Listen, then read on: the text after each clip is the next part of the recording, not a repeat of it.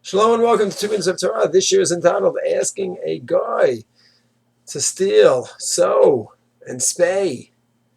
Basically, it's a fascinating topic. Can I ask a Gentile to do anything that's also for me? Can I ask a Gentile to do that? So everyone is familiar with Amira L'akum. You don't ask a Gentile to do things on Shabbat. You don't ask them to turn on the lights. Don't ask them to put the elevator on for us unless it's some exceptional situation or a special heter permit. It's called Amira L'akum. What about the rest of the Torah? It's a fascinating question. So the Hakir, it's a question of the Gemara Baba Metzia, and not a clear conclusion for the Gemara, but the Shulchan Aruch in several places does indicate that he paskins that Amira L'akum, asking a guy to do malacha, is also not only on Shabbat but Kol HaTorah Kula. It's mentioned Reish Sadi Zayin by Kilayim. It's discussed there. Reish Sadi Vav Kilei Hakerem. It's in halachas of Chasimin by muzzling an animal. I can't ask a guy to muzzle an animal in Choshen Mishpah. It's in Even Ha'ezer. I can't ask a guy to spay an animal for me. So you really see from around the Shulchan Aruch, it seems to be that he paskins it's usher to ask a Gentile to do malacha for me, not only by Shabbat, but any prohibition. So fine. So what does that mean? I can't ask him to muzzle an animal for me. Let's say my cow Elsie is going so slow in the field. All the time when I'm trying to plow the field, she's busy eating, and never stopping, and never really working. So I say, hey, John, my Gentile friend, muzzle her and go to the field. It'll be so much quicker and more efficient. I can't ask him to do that. I can't spay an animal myself, so I cannot go ahead and ask a vet, a Gentile vet, to spay the animal. And so too, it would seem that anything that's also for me to do, I can't ask a Gentile. I can't steal. I can't ask him to steal from me. So that's basically the way it is. That's how the law is formulated. We have to really look into each case and see, because there's different variables in each case. How so? You have the Aruch HaShulchan says that when it comes to spaying an animal, it could be it's more severe by the guy than asking other areas in Al-Hawaii. It could be that the guy himself, the Gentile himself, has a prohibition to spay an animal, believe it or not. It could be that l'sareis, to spay, neuter an animal, certainly a male animal, that would be an Issur on Gentiles as well. They have the halachas of pruvu to propagate, and they have to make sure animals can propagate as well, and they cannot interfere. So then, if that's the case, I have two halachas. I have Amira L'akum, asking going to do an Issur, and then I have Lifnei Iver. I'm causing him to do his own Issur. Now, I can't cause a Gentile to do an Issur. The Aruch says, well, what if I sell it to him? Well, then it's his animal. He does what he wants. But according to those strict opinions, it's Lifnei Iver. So then he says, what if I sell it to him, and then he on his own decides to give it to a vet, a Gentile vet? That's called Lifnei de Lifnei. It's removed. It's not directly Lifnei Iver, and then maybe that would be mutter. Aruch HaShulchan is not necessarily talking about a case where I'm doing a shtick and a trick to get him to give me back the animal at the end. He's just talking about, do I have to be concerned about I'm setting up a Gentile for his own Issur. People take that and jump to say, oh, I'll sell the animal to a guy and have him spay it. It's not that simple to learn that from the Aruch HaShulchan. So anyways, you look over there and you have two sugyot. You have the sugya of Amira L'akum, asking the guy to do work for you, and you also have the Issur of what? Possibly Lifnei Iver, if you hold by the poskim that the Gentile has an Issur as well.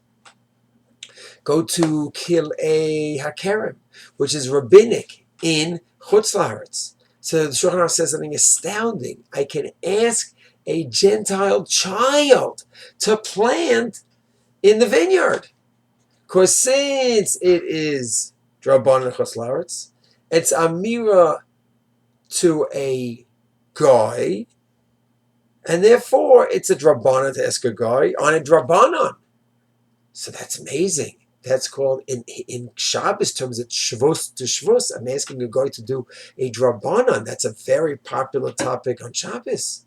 But that's only mutter when I ask him my siddur. I have a special siddur that I could read, a braille siddur I need for shul. And therefore the Erev is down. What can I do? Can I ask a guy to carry from my house to shul when the Erev is down? It's Drabanan. It's not the Ocean Parkway. It's not Manhattan. It's small little Ramat Beit Shemesh. It's a Drabanan to carry. And because the Erev is not the right in Ramat Beit Shemesh carrying. And I'm asking him, a guy, to do malacha that's drabanan. So it's shvus to shvus, but only can I ask him to do it if I need that sitter. I can't get through the laning, the davening without it. That's shvus shvus b'makom mitzvah. When there's a mitzvah. But over here, by Reish Sadivav in Yeridea, Kilei HaKarim, he says I can ask the guy. That's a shvus to shvus. I'm just asking him to do drabanan, and it's mutter, it seems. And why a kid? So that's a separate reason, because an adult, the Shulchan Aruch writes, if I ask an adult Gentile, I might come to ask an adult Jew. But otherwise, it seems like it's fine. So you really need to go through each sugya about Amira and see how it's set up. And it's an amazing world to explore. We basically conclude, in sum, that we do paskin. Amira L'akum is not only by Shabbat, it's by Kol HaTorah Kula.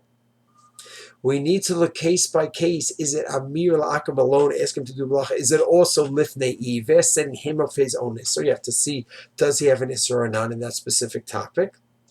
And then, once you establish he doesn't have an Issur, or if he does, do you have a Lifnei to Lifnei possibility, like Shulchan and Siman Hey, if an Issur says? And then, if you have only Amira L'akum, so simple halacha is it's Asr, but you have a big opening in Reish Tzadivav in Yeridea where he says Amira L'akum, if it's itself is a drabanan. So there might be avenues to explore when we say Amira L'akum is mutter, if it's only drabanan. And one last fascinating case is on Rosh Hashanah, when Gamliel had these tablets with images of the moon, and you're not allowed to have images of the moon. So the Rishonim all say, the Ritva, the Ran, the Rashbar, Tosfos HaRosh all say, how do he have it? He asked a guy. The Gemara says he asked a guy to make it for him, but how do you ask a guy? That's Amira L'akum. And the Rishonim say, it's Amira L'akum. Normally can't ask a guy to do an Issur for you, even if it's not Asr for them, but it's a Dvar Mitzvah. It's a Dvar Mitzvah. So you can have the tablet to show what the moon looked like. So when the witnesses would come, he'd say, did the moon look like this? Was it at this angle? So it was a Dvar Mitzvah to have that tablet with the moon on it. So now it's amazing as we summarize our sugya of Amira L'akum, and we see Amira L'akum is Kol HaTorah Kula, all 365 prohibitions we have to deal with Amira L'akum. So we have so many topics come up. Amira L'akum, if it's on a drabanan halacha, what's the halacha then? What if it is a mitzvah? What do we say then? So then even if it's on a doraita, if it's for the mitzvah, can I do it? So we're so used to Amira L'akum in the world of Shabbat, it is amazing to extend it to Kol HaTorah Kula, to the entire system of low tasei prohibitions throughout the Torah. Shalom.